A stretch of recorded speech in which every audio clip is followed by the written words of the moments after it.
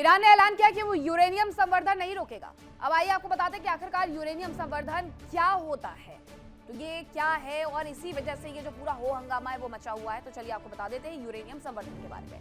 दरअसल प्राकृतिक यूरेनियम में आइसोटाइप U-235 की मात्रा बढ़ाना यूरेनियम संवर्धन। प्राकृतिक रूप से यूरेनियम के 2 आइसोटाइप मिलते हैं।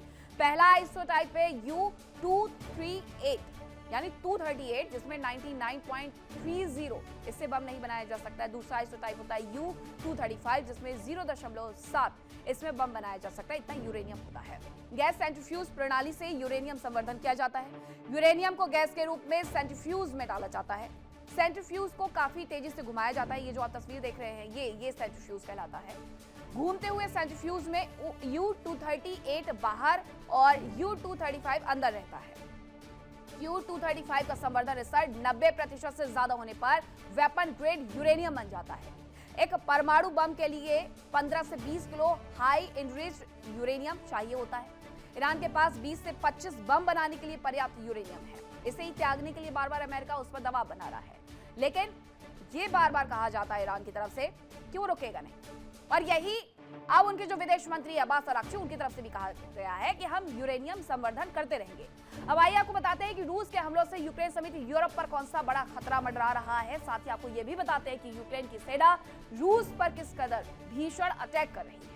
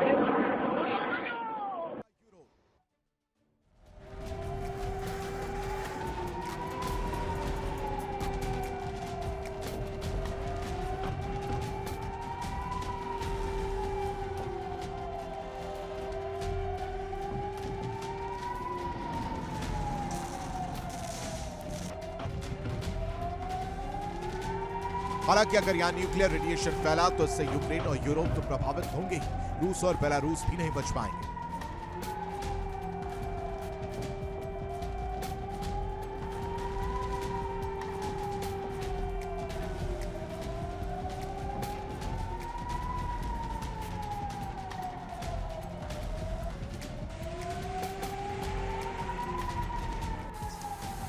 उधर यूक्रेन रूस पर लगातार ड्रोन और मिसाइल से हमले कर रहा है। बताया जा रहा कि यूक्रेन ने हमलों के लिए फाइटर जेट्स का भी इस्तेमाल किया।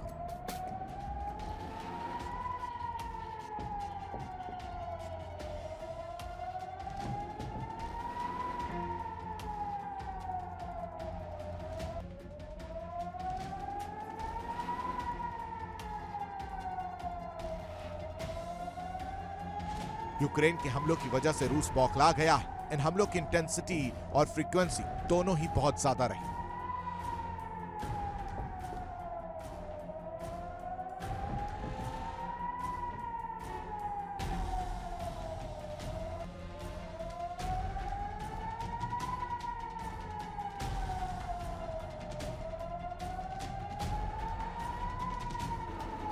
यूक्रेन लेनिनग्राद में थर्मल पावर प्लांट पर हमला किया, जिससे कड़कड़ाती ठंड के बीच लोगों को गर्म पानी की सप्लाई रुक गई।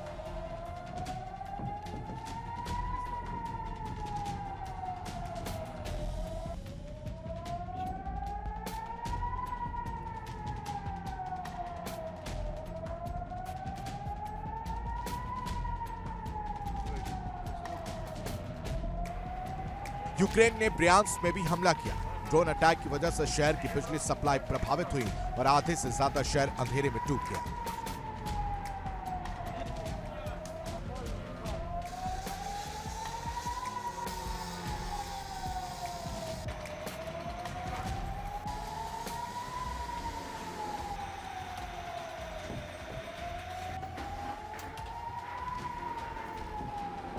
यूक्रेन का दावा है कि उसके हमलों की वजह से रूस के हमलों की रफ्तार कम हुई है और इसे यूक्रेन अपनी बड़ी जीत मान रहा है।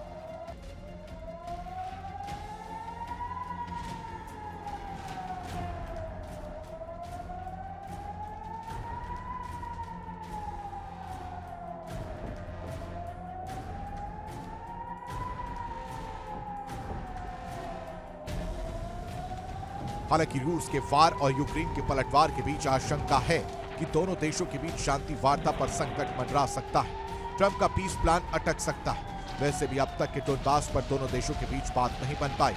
उधर यूरोपीय देश लगातार यूक्रेन को हथियारों की सप्लाई कर रहे हैं, जिससे ये जंग अभी जल्द थमती नहीं दिख रही है।